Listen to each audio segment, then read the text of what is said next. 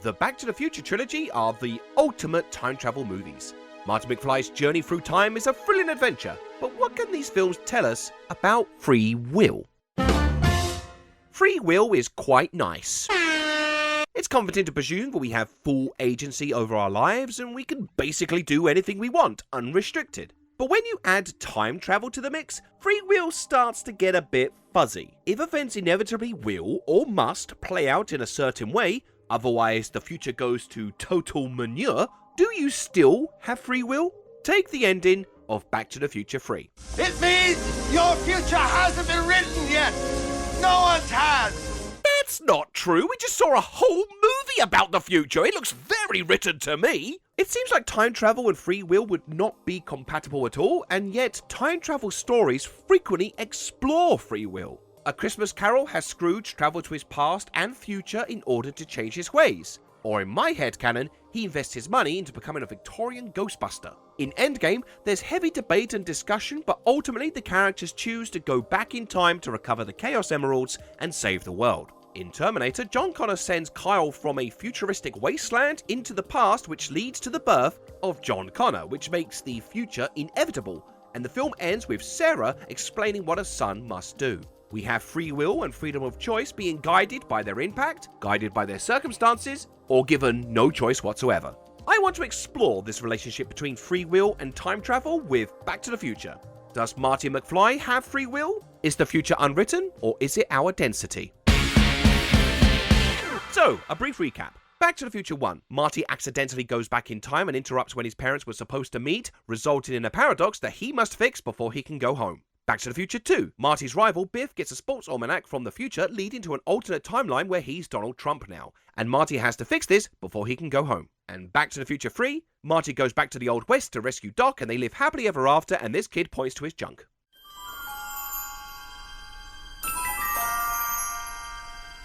I'm not about to comb through every individual choice Marty makes, like what drink he orders. Right, give me a Pepsi free.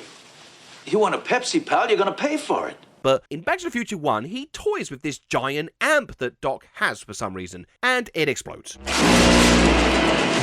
Rock and roll.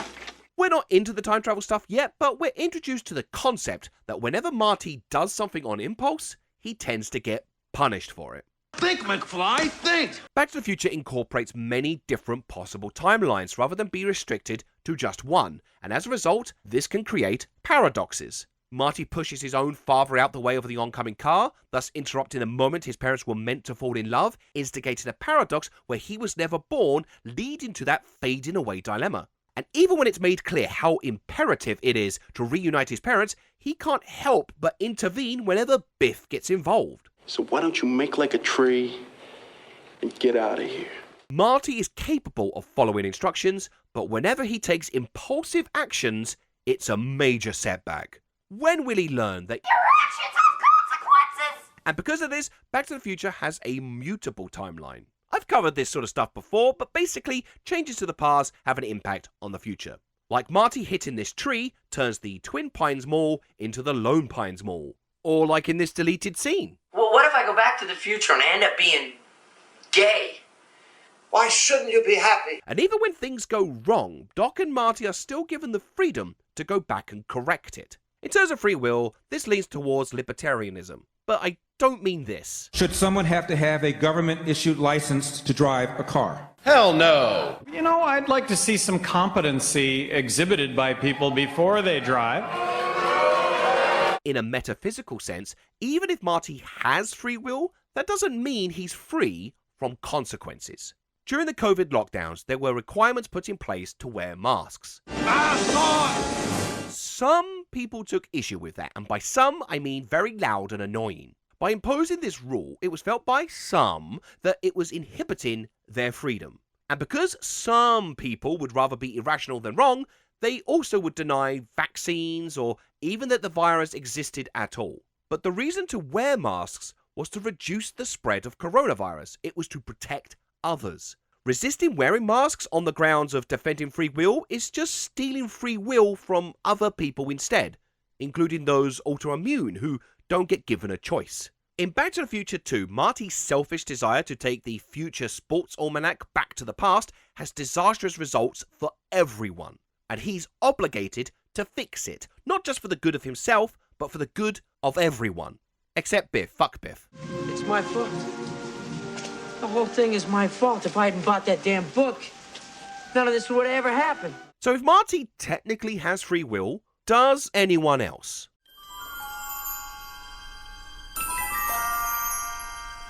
Throughout Back to the Future 1, Marty is trying to coerce his parents to date each other, even though neither one really wants to. Look, I'm just not ready to ask Lorraine out to the dance. What about George? He's kind of cute and all, but I think a man should be strong.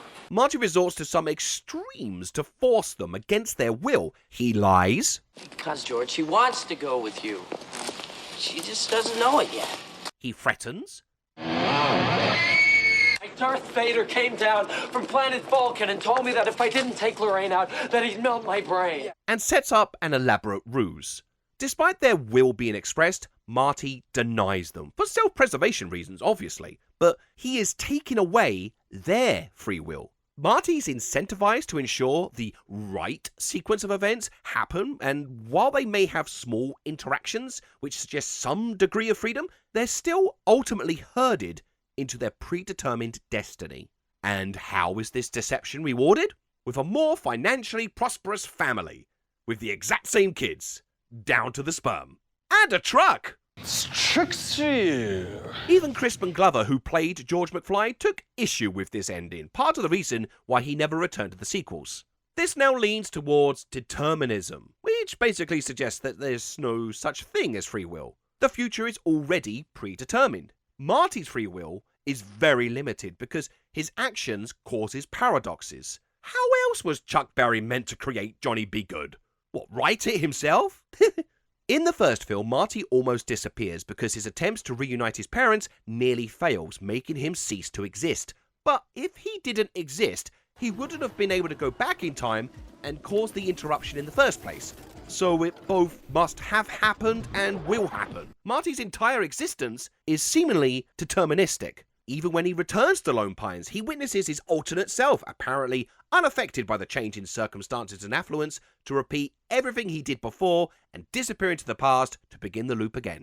Therefore, is Marty getting a truck a reward for making a better future, or the way things were always supposed to be? Would Goldie have become a mayor without Marty's influence? And I'm gonna clean up this town. Good. You can start by sweeping the floor. There's a scientific thought experiment called Laplace's demons. Yep, science demons. Basically, imagine a demon who's capable of knowing everything that has ever happened, down to the atom, which, as we know, is the sperm of science.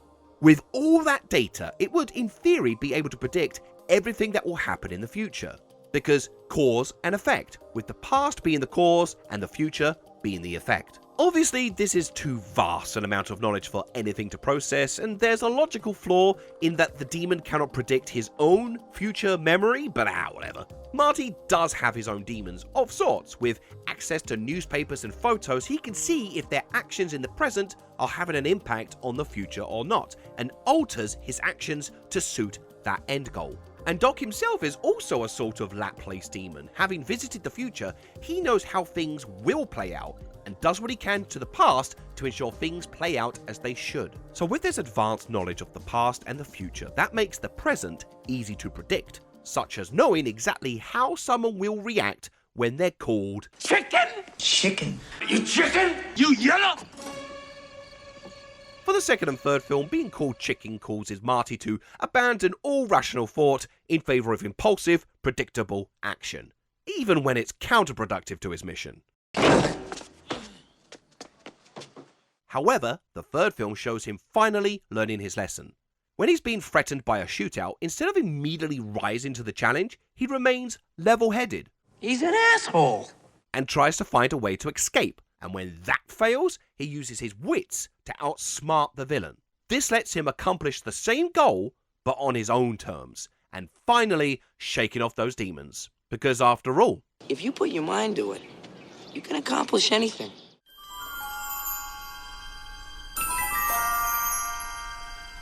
So maybe in the end it's neither libertarianism or determinism, but somewhere in between, which is called compatibilism. This is definitely more of a spectrum, but in very basic terms, free will can exist, but it does so within predetermined parameters, such as genetics, money, politics, laws, etc. For example, I have the free will to say, I will become the next United States president. I might have the will to decide to do that, but my circumstances say, that ain't gonna happen. Even your own opinions may be influenced by your upbringing, so how much of your free will is really yours? What if I send in the tape and they don't like it? I mean, what if they say I'm no good? What if they say, get out of here, kid, you got no future? I mean, I just don't think I can take that kind of rejection. I never let anybody read my stories. What if they didn't like them? What if they told me I was no good? In the third film, Doc saves Clara Clayton from falling into the ravine, only to realize the ravine was supposed to be named after her, and Doc fears the worst. Now I may have seriously altered history. But instead of falling into the ravine, they fall in love. Aww. And in a role reversal, Marty is the one telling Doc to break it off. What's the right thing to do? Up here. Doc agrees it's the thing he must do, but after a thrilling train sequence, Doc and Clara defy what they must do in favor of what they want to do. And while there seems to be a point scored for free will, given that Clara is not meant to be alive, Doc really does the universe a big favor by plucking her away from the timeline. So in a way, things happen as they're supposed to, but the characters get to decide for themselves how. Which brings me back to... It means your future hasn't been written yet. No one's has. This starts to make more sense to me now. Despite evidence to the contrary, it might be just there to provide us with a heartwarming ending. And I'm not counting the games, the ride, the cartoon show, or the musical. Great Scott! But it might be more that the future isn't the result of the things we do, but what we don't do. A vision of things to come if they were allowed to stay the same without care or consideration. About all that talk about screwing up future events. Well, I figured, what the hell? In the second film, Marty's future is in ruins because he rose to the challenge of a race and has an inevitable car crash. That accident caused a chain reaction that sent Marty's life straight down the tubes. But in the third film, having seen where this predictable pattern will take him, he changes within, leading to a better future. And presumably one where the events of Back to the Future 2 technically didn't happen, but fuck it. Obviously, these time travel stories are not real, but there's a philosophical debate if free will is real either. Ultimately, I don't think it really matters. By their very nature, time travel stories generally have to place limitations on the changes characters can do to time, and in doing so, it can provide us with a fun exploration of these concepts, looking at cause and effect and the possibility of second chances. The future isn't written yet, so make it a good one. And so in the spirit of an unwritten future, I have not written an ending to this video. Except this one. Shit. Oh, and one more thing. Just another small push for the fact that Muppin Time is a thing that exists and is in shops. Go buy it. That's the sponsor message. I'm going to take a little Christmas break, so I'll see you again in the future. Specifically, January. Okay, bye. Great Scott. I know, this is heavy. Special shout out to this month's patrons, including Moel Kesemi, Ashley Kinder, Ashley Bird McCarthy, Sloan Schoolcraft, Rusty Robot, Double X Studios, Vinny Fex, Drifter Wolf, Setsune Wave, Caddy, Nathan Chowinati, Michael Elton, Matthew Smith, Brett Halford, Joel the Gay Noodle Jennings, Joe Wood, Clam Wamsley, and Alex Weston. And if you would like to support me, then please consider doing so on Patreon. Okay, bye.